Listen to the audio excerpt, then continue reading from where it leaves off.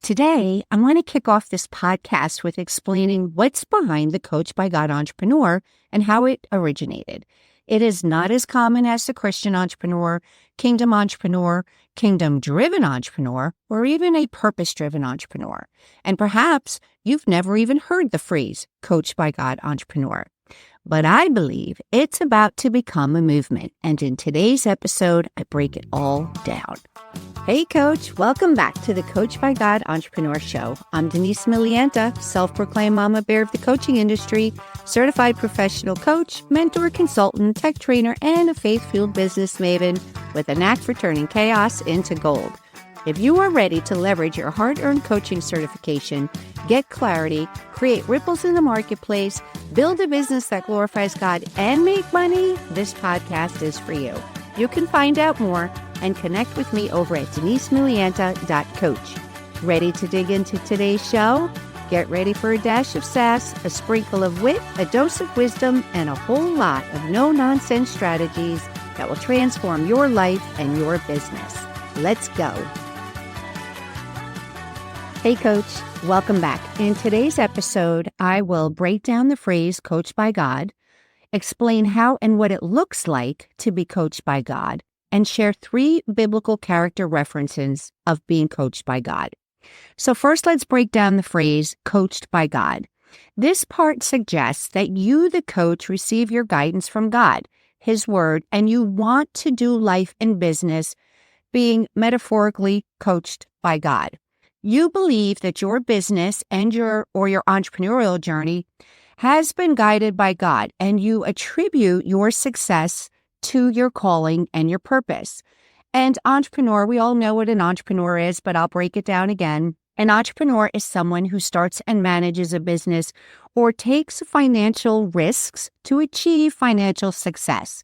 So this part of the phrase is pretty straightforward, and it does refer to us who are involved in business activities that reflect biblical principles. Now, God gave me the phrase coached by God back in 2011 when I was going through a horrific divorce. And at that time, I fell completely in love with Jesus. I also started to pen my book, Coached by God, The Power of Wisdom. Now, before you race over to Amazon, I want to let you know that I paused the book temporarily, and it should become available again, hopefully in the near future. Why did I pause it? Because I am always being coached by God. And I have learned the very hard way to do what He says when He says it. So I want to also say that this is not my first rodeo at doing business. In fact, I've been an entrepreneur for almost 30 years and a coach for 13. So I do have some skin in the game, and I do often go against the grain. As I have shared in the past, I am very, very passionate about the coaching industry, and it really does sadden me how watered down the coaching industry has become due to social media. Now, this is the reason behind my proclamation that I am the mama bear of the coaching industry. And to be honest, it infuriates me, especially with the bro marketing and false claims of revenue. So I've dedicated my business coaching practice to flooding the marketplace with as many certified coaches as the Lord brings my way. Okay, so getting back to the title of the podcast and bro marketing and false claims of revenue. Could you, for just 1 minute, imagine Jesus walking around for 3 years proclaiming, "Today I've saved 3,000 souls and fed 500 people. And my disciples saved 3,000 souls today. Comment pound soul saved if you want to know how I did it." Okay, so I did warn you that some of these episodes will include a dash of sass, right? So yeah, that was a little sassy. But that's just an example of how crazy the social media frenzy has become. You know, having to comment to get an answer or to get something that somebody's promising, I don't know, it just doesn't resonate with me. I kind of just really dislike it, and I don't know if you feel the same way. But anyway, let me break down the 7 steps of how to be coached by God. To be coached by God in life and in business means to really have that deep personal connection with your faith.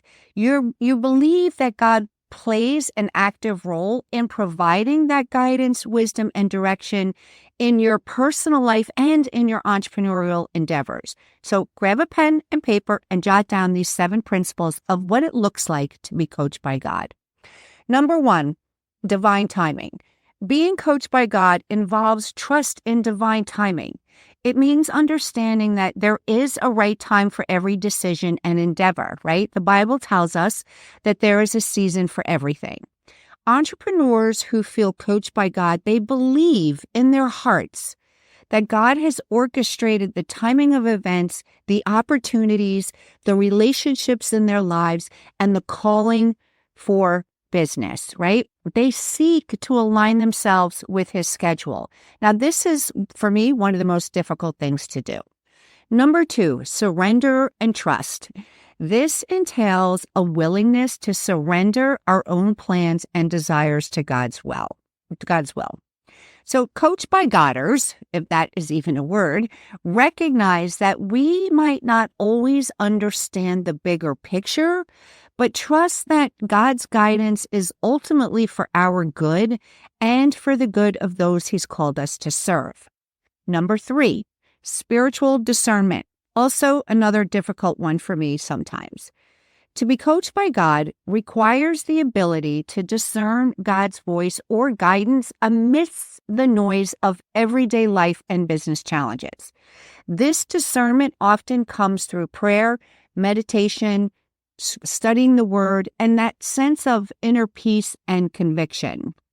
So in order to experience spiritual discernment, we really need to be spending daily time with the Lord.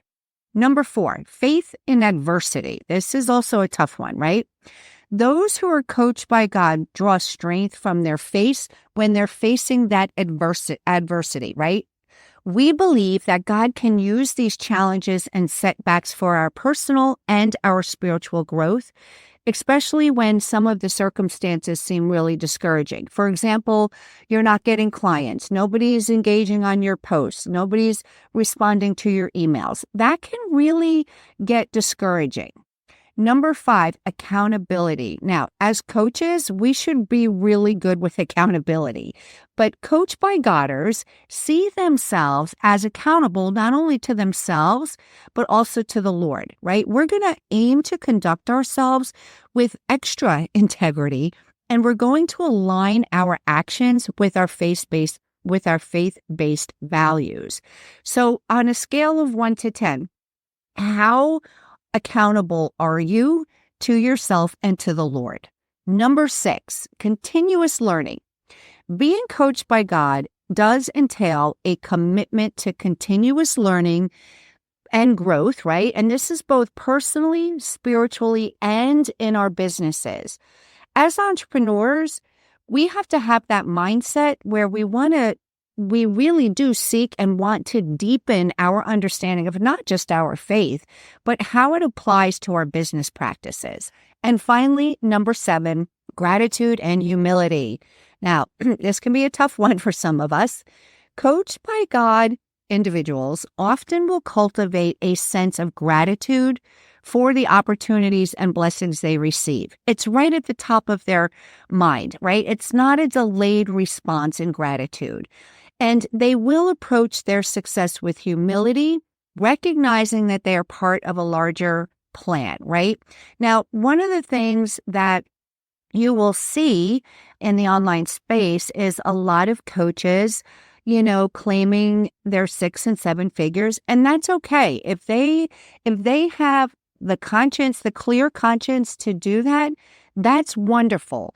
I have not received that from the Lord, so I do not spend any time talking about the financial gains, right? I have a more humble approach.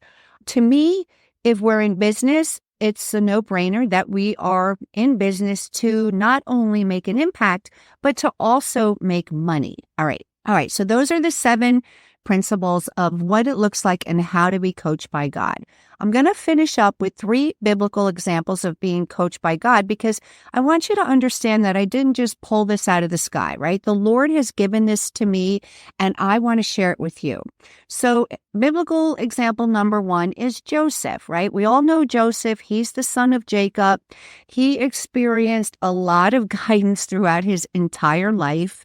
His ability to interpret dreams not only saved Egypt from famine, but it also positioned him as a wise and prudent manager during times of abundance and scarcity.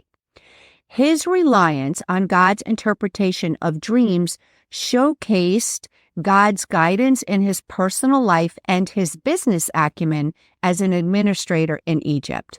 Number 2, Deborah. Deborah, as you know, is a prophetess and a judge in Israel. She exhibited a very strong connection to God.